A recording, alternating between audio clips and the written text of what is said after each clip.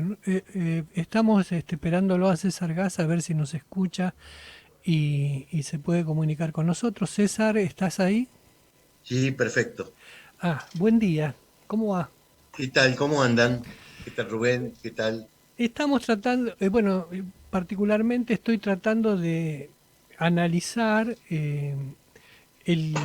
digamos, los antecedentes, lo ocurrido y la repercusión del hecho del que hemos hablado en estos últimos 2 días, es decir, el atentado contra la vicepresidenta Cristina Fernández de Kirchner, desde el punto de vista político, es decir, cómo encaja esto y cómo se puede analizar políticamente teniendo en cuenta que acá hay, hay evidentemente una campaña política que ya está en marcha apuntando a las elecciones del año próximo y esto también está usado, está siendo usado en el contexto de esa campaña. Así que, ¿cómo lo ve usted, César? Sí, yo estuve escuchando atentamente lo que ustedes decían. Qué bueno, que una convocatoria. Primero digo que a la noche, anteayer, cuando sucedió esto, enseguida, aparte del repudio, como ustedes bien lo plantean, de estar en contra de la posibilidad de un magnicidio, de hacer los tuits correspondientes, yo me comuniqué con el vicegobernador y con el gobernador para decirles que y solicitarles una sesión Mm, especial ujú, para que unificara criterios y fuera la voz plural de un recinto democrático que condenara este episodio. ujú. Pero en función de lo que ustedes dijeron, la pintura que le dieron que era exacta, que es el repudio, pero es el odio, pero es esto, entonces yo me enfoqué, eh, la técnica legislativa hace que uno se anote casi al final para tener el contexto de lo que se ha dicho. Mm. Pero estando el gobernador, estando el vicegobernador, bueno, el presidente de la Cámara, el intendente, los ministros, el diputado nacional Pablo Servi, creí que tenía que ser uno de los primeros para no dejarme llevar eh, por, ese, por esa sensualidad que tiene de contestar a los que ya hablaron y Ujú, enfocarme solamente en lo que yo quería decir. ujú, Es decir, veo un panorama gravísimo, gravísimo, y entonces puse en contexto lo que había dicho ayer en una conferencia, en un reportaje, Federico Storani. mm, Federico Storani dijo que si inmediatamente no alejamos los extremos, no sacamos los fundamentalismos, esto termina en una carnicería. ujú. Y, por otro lado, hice antecedentes de lo que normalmente los intentos de esa unidad nacional, que empieza cuando Balbín, que había sido preso del régimen peronista, cuando vuelve Perón al país, se junta con él y tratan de amalgamar una unidad nacional para salir de ese retroceso que teníamos. Sí, Bueno, recordemos esto particularmente, César, porque esto a veces no se habla mucho o no se lo recuerda mucho, pero Perón, cuando ya veía que se estaba muriendo, digamos, había organizado eh, como una gran concertación en donde Balbín era una de las figuras protagónicas e incluso le había destinado una oficina en la propia Casa de Gobierno. ¿Usted bueno, recuerda se esto? estaba trabajando para una fórmula compartida Claro, claro. de Perón Balbín, a lo que, bueno, por supuesto, la debilidad física de Perón en ese momento, el mal estado de salud y el entorno que tenía con López Rega a la cabeza, impidieron, fíjese qué célebre el abrazo que se dan Mm, subiendo una escalera por los jardines de una casa vecina, Balbín, para abrazarlo a Perón, y que le costó llegar. Mire, acá hay justo vi una charla ayer en Neuquén, en el comité, un historiador, Rodrigo Andrade, que estudió mucho eso y dice que le costó llegar a Balbín porque López Rega y su gente le impedían llegar a la casa, le Lo- impedían, que López fueron Rega los que era de lo impidieron la peor. fórmula compartida, Mm, que fueron los que impidieron la fórmula compartida. Bueno, ese fue un intento que sucumbió por la violencia de los 70. sucumbió por la muerte de Perón y la violencia de los 70.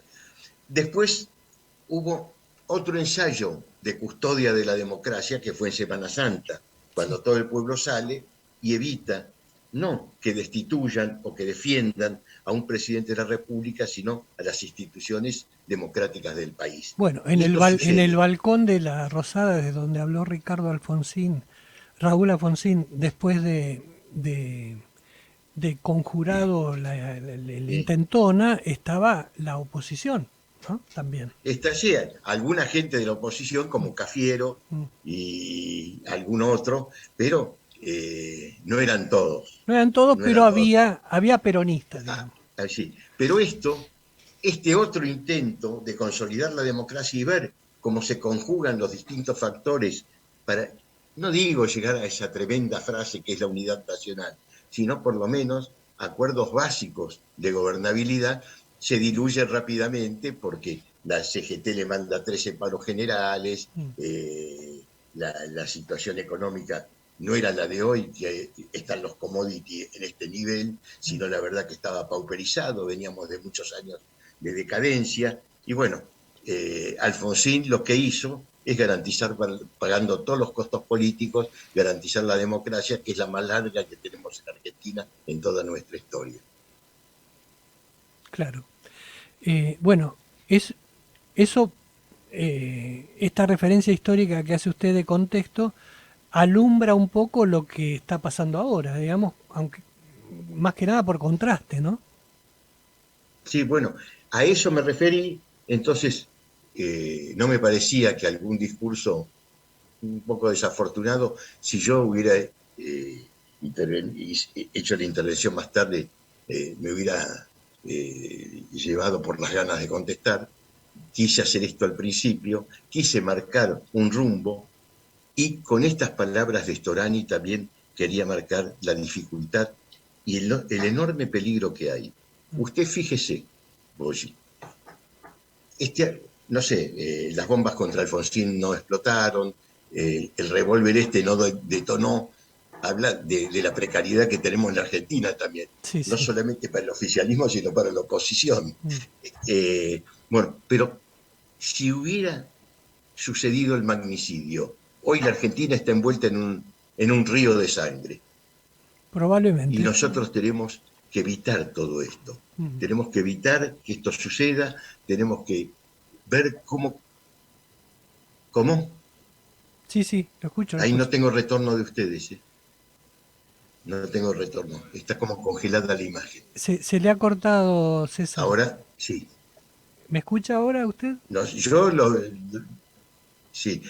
Entonces, quería decir que en función de todo esto es que creo que hay que llegar a un acuerdo de gobernabilidad, a un acuerdo de aflojar las tensiones, a un acuerdo de ver cómo podemos aunar fuerzas. Pero hoy, por ejemplo, hoy mismo, hace un rato, no se pueden poner de acuerdo para hacer una sesión en la Cámara de Diputados, como de la Nación, como le hicieron acá, porque la verdad que la proclama que quiere el oficialismo no es unificadora, sino al contrario, es divisora de aguas. Es decir, ellos están en un discurso que en función del extremismo que ponen, no niego que dentro de la fila de Juntos por el Cambio hay otros extremistas, no lo niego tampoco, pero con ese extremismo, para un acto de repudio realmente son pocas cosas que se pueden lograr y aparte es una paz como ustedes la pintaron recién, es decir, se juntan, repudian, pero en el fondo no se solucionó nada. Sí, bueno, la DAI ayer no firmó el comunicado que se leyó en Plaza de Mayo porque estaba, digamos, sectorizado, parcializado, digamos, estaba armado contra una oposición que se la pinta como el emblema del odio, ¿no? Entonces, Bueno, no se vio esto, representada, ¿no? esto no sucedió ayer porque todos aceptaron que para que saliera por unanimidad tenía que ser un repudio sin aditamentos. En la porque es legislatura. Claro. en la legislatura. Ujú, Y bueno, los aditamentos no estuvieron, salvo en algunos discursos, mm, y pudo salir y pudimos realmente hacer un acto que se vio fortalecido porque estaba toda la oposición, pero también estaba el gobierno de la provincia y las expresiones de los distintos partidos políticos. claro. Bueno, bueno, el magnicidio no ocurrió, pero lo sucedido dio pie, digamos, también para que el oficialismo aprovechara para llenar la Plaza de Mayo ayer y entrar en una etapa distinta de una difícil campaña electoral que tiene por delante. Eh, Rubén, sí, perdón Rubén, sí. esto que pasó Mm. para el futuro inmediato, con campañas electorales inmediatas, no es inocuo, ¿eh? No, no, no, de ninguna manera.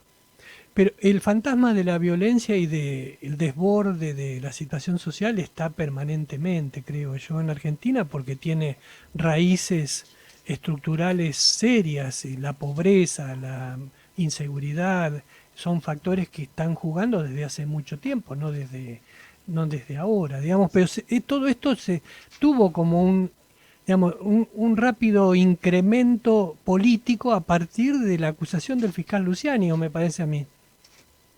Sí, que yo quiero ser también muy objetivo dentro de lo que uno puede. Mm, Yo creo que el fiscal Luciani jurídicamente tuvo cosas sólidas, el juzgamiento es elemental, que las pruebas existen, pero me pareció un poco demasiado histriónico y con algún alegato de tufillo político, y eso no me gustó, claro, eso no me eso gustó, es lo que más ha dolido, ¿no? Tal vez. porque hacer lo que dijo en función de los fundamentos jurídicos que lo tenía y muy fuertes, no necesitaba agregar lo otro, Ujú. Eh, porque creo que así mancha un gran trabajo que hizo. ujú. Bueno, de cualquier manera, el objetivo es que, digamos, a partir de ese largo alegato que duró 9 días, con todos los aditamentos políticos que coincido con usted, le metió Luciani, bueno, comenzó la campaña de si tocan a Cristina, qué quilombo se va a armar, y, y fue toda una continuidad que Y llamativamente tuvo en el atentado un Rubén, ¿me pico, ¿no? permitís un segundito ahí con lo que vos estás diciendo? Sí. Porque hoy estás diciendo cosas que cuando las escucho van al fondo de lo que Mm, está sucediendo. Esto qué quilombo que se va a armar si la tocan a Cristina después de lo de Luciani, mm, fue la pantalla de humo para decir qué quilombo se va a armar si tocan la educación, la salud, la seguridad. ¿Qué fue lo que sucedió? mm. Mientras estábamos viendo cómo era la valla, o si había dicho una palabra de más, palabra de menos Luciani, o si la iban a tocar o no a Cristina, se producía el recorte y el ajuste más brutal que tiene recuerdo la historia argentina. Sí, sí, que está en plena marcha, ¿no? Y todavía... Y nadie habla de eso, ¿eh? Ni oficialismo ni oposición. Bueno, pero usted habla con sus vecinos, la gente lo tiene presente el tema de la inflación, lo que falta. Bueno, quien tiene un hijo discapacitado en la educación, por ejemplo, ha recibido un recorte directo y lo debe estar sintiendo y dándose cuenta. Es decir, esto, más allá de las cortinas de humo, es imposible de ocultar, creo yo. Sí, pero en lo inmediato, Mm, mientras sucede, que es un golpe a la mandíbula, esto estaba soslayado por causas menores, ¿no? mm. Bueno, evidentemente algo de la situación va a decantar, el humo, la polvareda se va a asentar un poco y se va a empezar a ver más claramente porque además falta todavía mucho tiempo, digamos, para que se concrete la nueva experiencia en las urnas que vamos a tener los argentinos. Y Ustedes, seguramente, Rubén, sí, me invitarás a otro programa para hablar de lo que falta, Por que no supuesto. es lo que hablamos. ¿Sabés qué falta? Debatir, analizar cuál es la situación del presidente, del que parece que fue presidente Alberto Fernández, Sí. que es una figura menor Mm. y que yo creo que hasta es una figura molesta en este momento para Massa y para Cristina. Sí, se ha transformado más en una piedra en el zapato que en algo que alivie las Y tensiones y yo demás. creo que en los próximos días, en las próximas semanas, algo va a pasar con esto. Es posible. Bueno, esperemos y nos comunicamos, estamos en contacto a ver cómo evoluciona esta situación y qué van a hacer desde ustedes, digamos, desde el sector político que representan. ¿Le parece?